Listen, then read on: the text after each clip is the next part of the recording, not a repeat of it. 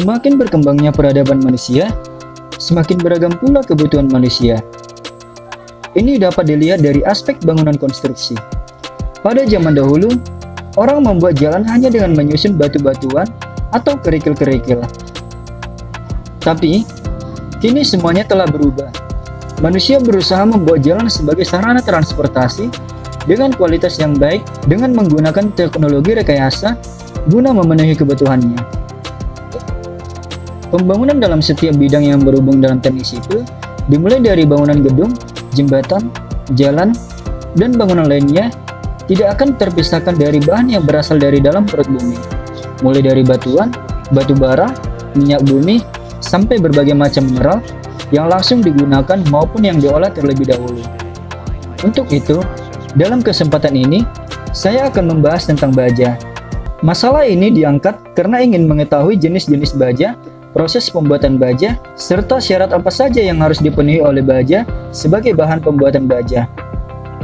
Bertitik tolak dari latar belakang masalah di atas, timbullah suatu permasalahan, dan menjadi suatu dorongan bagi saya untuk melaksanakan suatu analisa tentang jenis-jenis baja, proses pembuatan baja, serta syarat apa saja yang harus dipenuhi oleh baja. Baja sendiri adalah logam paduan dengan logam besi sebagai unsur dasar dengan karbon sebagai unsur paduan utamanya. Kandungan unsur karbon dalam baja berkisar antara 0,2% hingga 2,1% berat sesuai grade-nya.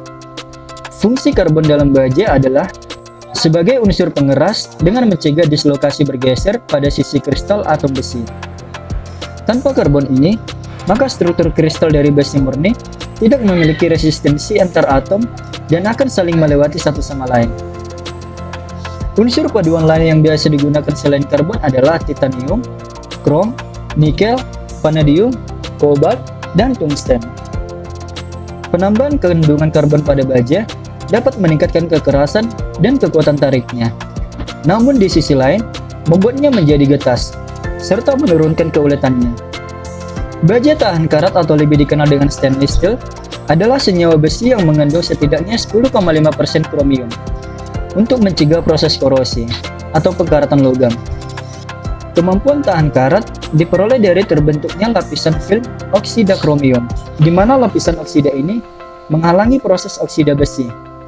Stainless steel sering digunakan dalam perlengkapan stainless steel untuk industri makanan.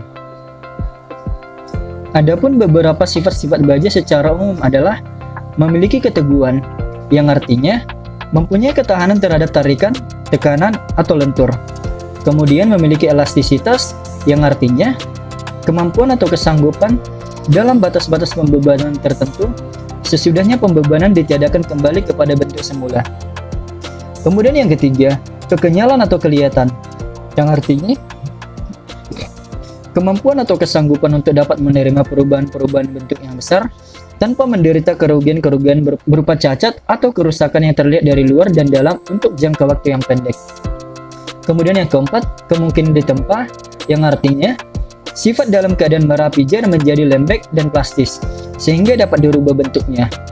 Kemudian yang kelima, kemungkinan dilas, yang artinya sifat dalam keadaan panas dapat digabungkan satu sama lain dengan memakai atau tidak memakai bahan tambahan, tanpa merugikan sifat-sifat keteguhannya.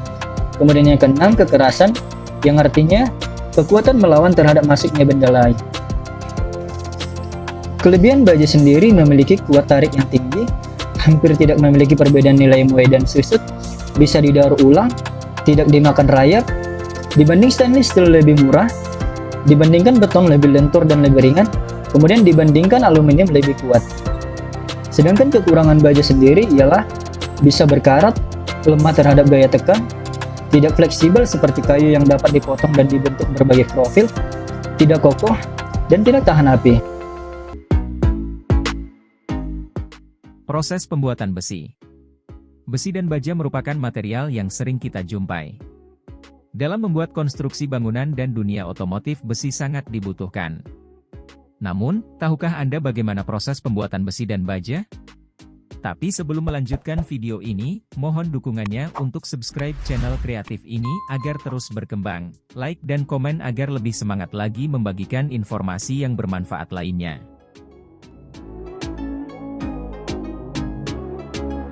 Proses pembuatan besi. Logam besi dibuat dari bahan baku utama, yaitu biji besi. Biji besi umumnya didapatkan dari kerak bumi yang diambil dengan cara menambang. Biji besi hasil tambangan biasanya berbentuk bongkahan besar dengan beraneka ragam bentuk, ukuran, dan warna. Karena biji besi tersebut masih tercampur bahan-bahan lain, seperti tanah liat, pasir, batu-batuan, dan senyawa kimia lainnya.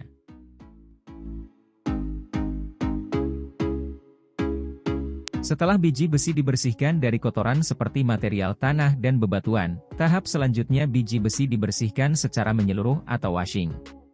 Proses washing dilakukan untuk menghilangkan senyawa kimia lain. Biji besi dimasukkan ke alat berat trommel screen. Alat trommel screen berfungsi sebagai ayakan berbentuk drum raksasa. Biji besi diputar hingga seluruh bagian bersih dari berbagai kotoran. Setelah biji besi bersih, masuk ke tahap pemecahan atau breaking biji besi. Proses pemecahan ini menggunakan mesin hammer mill hingga biji besi menjadi serbuk halus. Kemudian proses penghancuran dengan bantuan mesin gyratory mill dan penghalusan atau grinding dengan mesin ball mill. Selanjutnya dilakukan pemurnian besi dan dilakukan pencetakan sesuai kebutuhan. Proses pembentukan pellet. Serbuk biji besi dimasukkan ke dalam mesin pan palletizer. Kemudian, biji besi tersebut akan dicampurkan dengan batu bara dan bentonit sebagai perekatnya. Proses ini untuk membuat gumpalan konsentrat biji besi yang sangat halus menjadi sebuah butiran. Selanjutnya biji besi dipanaskan dengan suhu 1300 derajat Celcius agar keras, kuat, dan tidak mudah hancur.